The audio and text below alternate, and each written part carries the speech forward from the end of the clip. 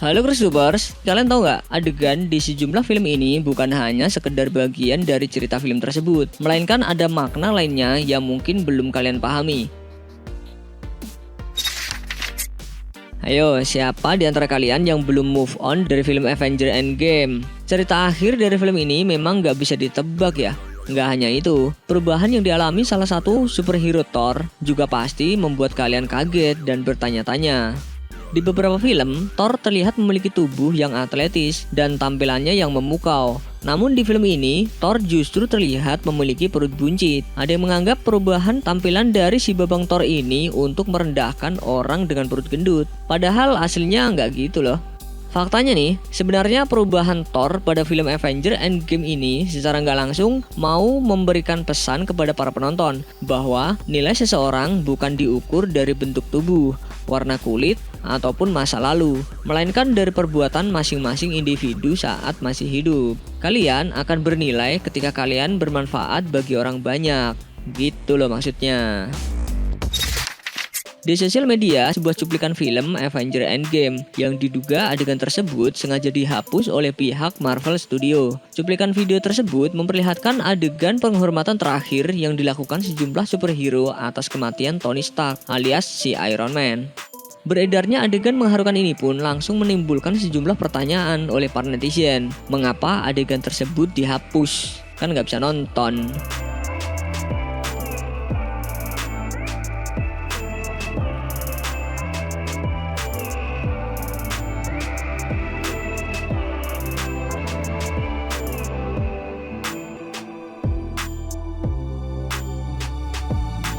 Usut punya usut sih, kemungkinan pihak produksi film tadinya ingin menyembunyikan identitas Gamora yang sepintas terlihat dalam adegan tersebut. Pihak produksi sengaja membuat para fans penasaran apakah Gamora ikut menjadi abu atau tidak setelah Tony Stark menjentikan jarinya. Masa sih? Apa iya? Penasaran deh.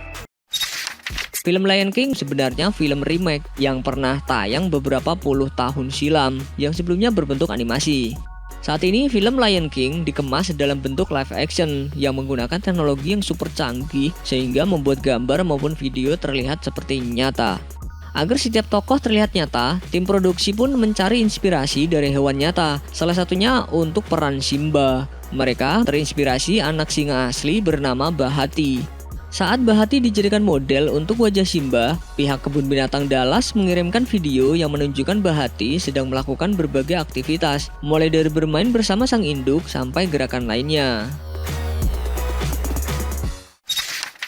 Kalian tahu nggak, di balik kesuksesan film The Lion King tersimpan fakta di baliknya, salah satunya mengenai pemberian judul film.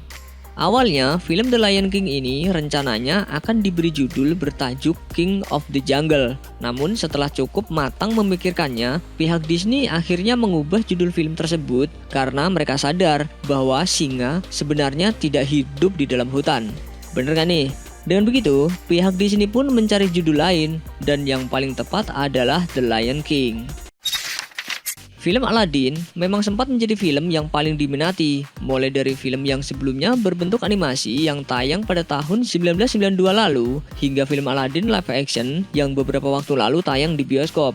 Tapi kalian tahu nggak, untuk meraih kesuksesannya, sebelumnya tim produksi harus kewalahan mencari aktor yang pas untuk memerankan tokoh Aladdin. Rencananya, sutradara film Aladdin ini dikabarkan sempat melirik aktor Inggris keturunan Gujarat, yakni Dev Patel, dan aktor keturunan Pakistan Riz Ahmed.